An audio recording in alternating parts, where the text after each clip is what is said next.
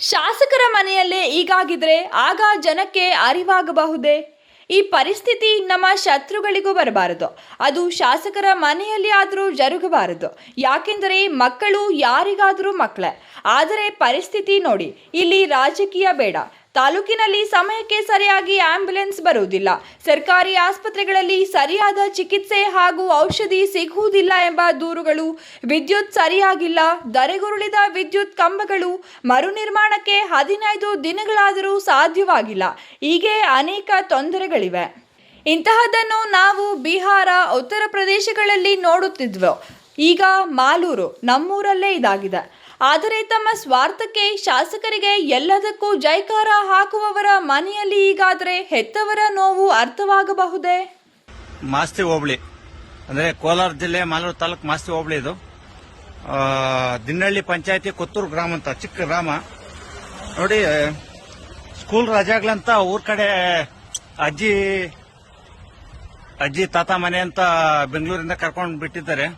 ಇಬ್ಬರು ಮಕ್ಕಳು ಚಿಕ್ಕೊಂದು ಏನಂತೀವಿ ಕುಂಟೆ, ಗೋಕುಂಟೆ ಅಂತೀವಲ್ಲ, ಆ ಕುಂಟೆಯಲ್ಲಿ ಬಿದ್ದು ಇಬ್ಬರು ಸತ್ತಿದ್ದಾರೆ. ಚಿಕ್ಕ ಮಕ್ಕಳು ಎಲ್ಲ ನಮ್ಮ ರಿಲೇಷನ್, ಚಿಕ್ಕಪ್ಪನ ದೊಡ್ಡಪ್ಪ ಮಕ್ಕಳು. ನಾನು ಬೆಂಗಳೂರಿಂದ ಈಗ ಬಂದೆ. ಆದ್ರೆ ನೋಡಿ ನಮ್ಮ ತಾಲೂಕಲ್ಲಿ ಯಾವ ತರ ವ್ಯವಸ್ಥೆ ಇದೆ ಅಂತ ತೋರಿಸ್ತೀನಿ ನೋಡಿ. ಆಟೋದಲ್ಲಿ ಊರಿಂದ ಹಾಕೊಂಡ್ಬಂದಿದ್ದಾರೆ. ಇಲ್ಲಿ ನಮ್ಮ ಮಾಸ್ತಿ ಗೌರ್ಮೆಂಟ್ ಹಾಸ್ಪಿಟಲ್ ಮುಂದೆ ಇದ್ದೀವಿ ಈಗ.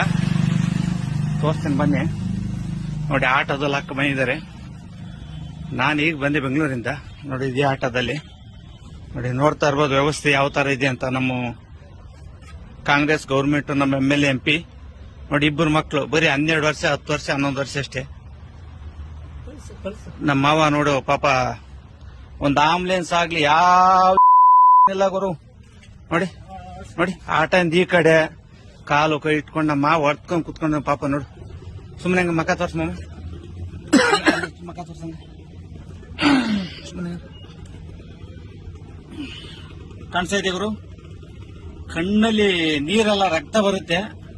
ಎದ್ದು ಬಿದ್ದು ನಾನು ಬೆಂಗಳೂರಿಂದ ಬಂದೆ, ಈಗ ಬಂದೆ ನೋಡಿ. ವ್ಯವಸ್ಥೆ ನೋಡಿ ಕಾಣಿಸ್ತಾ ಇದೆಯಾ ನೋಡಿ ಯಾವ ತರ ಇದೆ ಅಂತ. ಒಂದು ಆಂಬುಲೆನ್ಸ್ ಇಲ್ಲ, ಯಾವ ಇಲ್ಲ, ಯಾವ MLA MP ನೋಡಿ ಹಿಂಗಂತೀವಿ.